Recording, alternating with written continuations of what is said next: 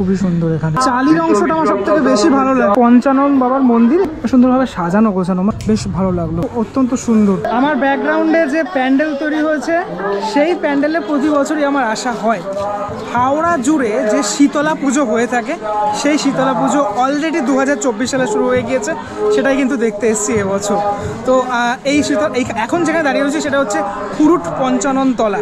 মন্ত্র উচ্চারণ চলছে, অর্থাৎ পুজো প্রায় শেষের পথে। এই মানুষজন দাঁড়িয়ে রয়েছেন পুজো দেওয়ার জন্য। তারা বিশাল বড় করে এখানে স্টেজ করা হয়।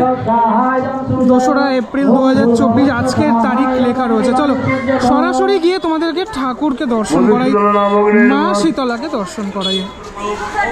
এই জায়গাটা যেহেতু অনেকটা ক্যাওস এলাকা, ঠিক আছে, অনেকটা মানে ভিড়ভাড়টা থাকে আর কি। এইভাবে প্রতি বছর রাস্তার উপরেই পুজোটা হয়ে থাকে প্রতি বছরই। মায়ের এখানে যে মানে সাজসজ্জাটা প্রতিবারই ভীষণ সুন্দর করে হয়ে থাকে। এই চালির অংশটা আমার সব থেকে বেশি ভালো লাগে। চালিতে অনেক কিছু দেখতে পাওয়া যায়। আর আমি নৈহাটিতে এক জায়গায় গেছিলাম, সেখানে এই চালচিত্রের অংশগুলো তৈরিও হয়। যজ্ঞ চলছে, সাথে সাথে এই মানে পুজোর জন্য এলাকার মানে মানুষজন কতটা ভিড় করে থাকে সেটা দেখো।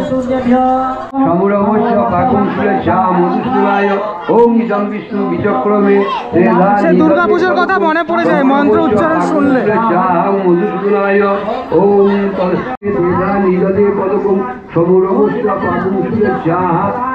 না, আমি একদম পারফেক্ট টাইমে এসেছি। এই টাইমে যেহেতু এই যজ্ঞের কাজটা চলছে সেই সময় জন্য আর কি। কত মালা পড়েছে দেখো মায়ের প্রতিমার উপরে।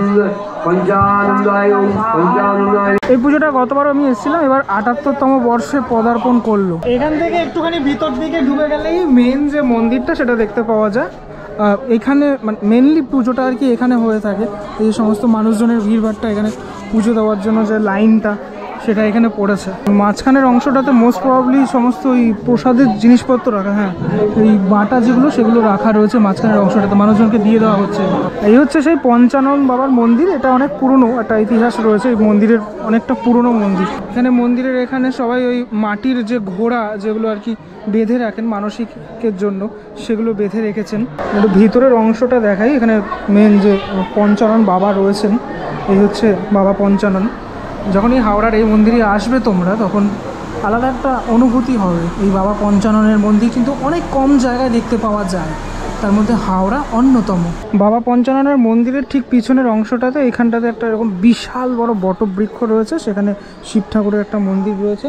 সাথে সাথে এই জায়গাটাতে একটা জলাশয় রয়েছে। এই টোটাল এই অংশটাই একটা আলাদা আধ্যাত্মিক পরিবেশ। মানুষজন এখানে পুজো দিচ্ছেন। এখানে একটা বড় করে এরকম মোমবাতির দানি রাখা রয়েছে। খুরুট পঞ্চানন তলা ঘুরে এবার একদম পাশের পাড়া মুখার্জি বাগানে চলে এসেছি। মুখার্জি বাগানে যে মন্দিরটা সেটা হচ্ছে এটা। এখানে সিমেন্টের একটা ঠাকুর রয়েছে। আমি গতবারও এসেছিলাম, তখন দেখিয়েছিলাম। এখানে এই মুহূর্তে এখানেও যজ্ঞটা চলছে, আমি দেখতে পাচ্ছি। ভিতরের অংশটাতে যাবো, কিন্তু তার আগে দেখিয়ে দিই মানে এলাকাটা সুন্দর করে সাজানো গোছানো। এই ছাতার মধ্যে লাইট টাইট দিয়ে সুন্দর করে সাজানো গোছানো। 61 বছরে পদার্পণ করলো শিবপুর মুখার্জি বাগান শীতলা পূজার এই কমিটি। এই হচ্ছে মন্দির। মন্দিরের আশেপাশের যে অংশটা সেটা এরকমভাবে প্যান্ডেল করা হয়েছে। ব্যক্তিগতভাবে আমি এখানে যতবারই আমি এসেছি, সবথেকে আমার কাছে সবথেকে বেশি আকর্ষণ লেগেছে আজকে এই মায়ের। একটু বলে রাখি, এখানকার মূর্তি কিন্তু পার্মানেন্ট কনস্ট্রাকশন মূর্তি। এই মূর্তি মানে কোনো বিসর্জন হয় না। এইভাবেই মা এখানে এই 61 বছর ধরেই কিন্তু পুজো হয়ে আসছে। এখানে অনেক মানে পুজোর যে সামগ্রী সেগুলো রয়েছে। বাবা মহাদেব রয়েছেন এখানে, এবং যজ্ঞ চলছে প্রায় শেষের পথে যজ্ঞ। ওপরের অংশগুলোতে এরকম ঝাড় রয়েছে, অনেকগুলো ঝাড় রয়েছে। আর তার মাঝে মায়ের এই প্রকাণ্ড মূর্তি, এই প্রকাণ্ড মূর্তির পুজো প্রতি বছর হয়ে থাকে। এবং শুধুমাত্র যে আজকের দিনের জন্য মানুষজন আসেন সেটা নয়, কিন্তু প্রতিদিনই এখানে পুজোটা সম্পন্ন হয়। আমি একটু কাছ থেকে দেখানোর চেষ্টা করব মায়ের যে মূর্তি সেটা। যে মায়ের সন্তান রক্তাবতী এবং জরাসুর, তারাও কিন্তু এখানে রয়েছেন।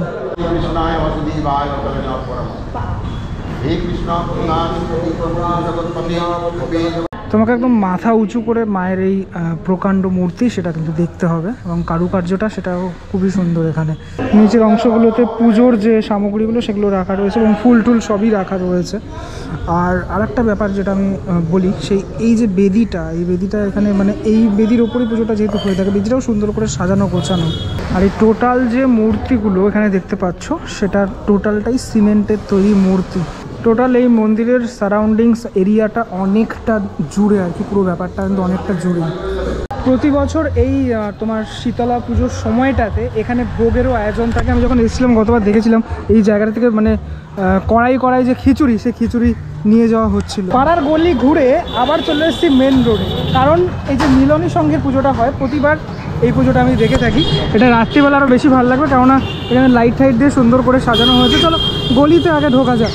আমি যখন আসছিলাম তখন এখানে ঢাকের আওয়াজ আমি শুনতে পাচ্ছিলাম। পুরোপুরি গলির মধ্যেই পুজোটা হয়ে থাকে। আজকের যে পুজো সেটা ইতিমধ্যেই সম্পন্ন হয়েছে। এই মাকেও প্রতিবার আমি দেখে যাই এখানে আসার পরে। ওখানে একটা মন্দির রয়েছে, মানে যে মিলন মন্দির যেটা, সেটা রয়েছে ওখানে। এখানে যজ্ঞ কিছুক্ষণ আগেই হয়ে গিয়েছে। আমি একটু ফ্রন্ট থেকে দেখাই মাকে, হচ্ছে একদম ফ্রন্টের লুক। ওপরে একটি ঝাড় রয়েছে, সুন্দরভাবে সাজানো গোছানো। আমার প্রতিবারই যখন আসি তখনই আমি দেখি এই চালির অংশটা এবার একদম অন্যরকম লাগছে। সাথে সাথে রক্তাবতী এবং জরাসুর তাদেরকেও অন্য রকমের লাগছে একদম। যজ্ঞের আগুন সেটা নিভিয়ে দেওয়া হলো ইতিমধ্যেই। এখানে যে মায়ের মূর্তি রয়েছে, বাবার যে মূর্তি রয়েছে, সেটা একটুখানি তোমাদেরকে এবার দেখাই। এখানেও নিয়মিত পুজো হয়ে থাকে আর কি। এই মিলন মন্দিরটা 1355 সনে প্রতিষ্ঠা হয়েছিল, তারপর আবার সংস্করণ হয়েছিল 1413 সালে আর কি। ভাড়ের মাঠ বলা হয় এই জায়গাটার নাম কি। আচ্ছা, আবার মায়ের এখানে আমি চলে এসেছি। একটু যদি ভালো করে মায়ের যে চোখের দিকটা তোমরা ফলো করো, দেখবে এবং জল জল করছে যেন, এত সুন্দর করে সাজানো হয়েছে। আর মুকুটের অংশটাও বেশ সুন্দর, মানে অনেকটা বড়, অনেকটা মানে কাজকর্ম একদম ভর্তি এই জায়গাটাতে। ভীষণ সুন্দর লাগলো এসে, মানে টোটাল সাজসজ্জা বেশ ভালো লাগলো। এবছর যে আরও সাজসজ্জাটা জাঁকজমকপূর্ণ হয়েছে এটাই আমার মনে হলো পুরো। টোটাল হাওড়া সমস্ত শীতলা পুজো যে জায়গাগুলো হয় সেগুলো ঘুরে এই মুহূর্তে রামকৃষ্ণপুরের এরিয়াতে রয়েছি। ঠিক যেই পুজোটার সামনে রয়েছি, তার নাম হচ্ছে কৈলাস বসু লেনস্থ সার্বজনীন শ্রী শ্রী শীতলা মাতার পুজো। এটা রামকৃষ্ণপুর এরিয়ার মধ্যেই পড়ে। কানাই পূর্ণ স্মৃতি সংঘ এবং মধ্য হাওড়া শক্তি সংঘের আন্ডারে এই পুজোটা হয়। এখানে পুজোর যে অলরেডি আজকের কাজ এখানেও কমপ্লিটেড। ঠাকুরটা তুলনামূলকভাবে বাকি ঠাকুরগুলোর সাথে যদি তুলনা করি তাহলে ছোট এই ঠাকুরটা, মানে মূর্তিটা একটু ছোটো আর কি।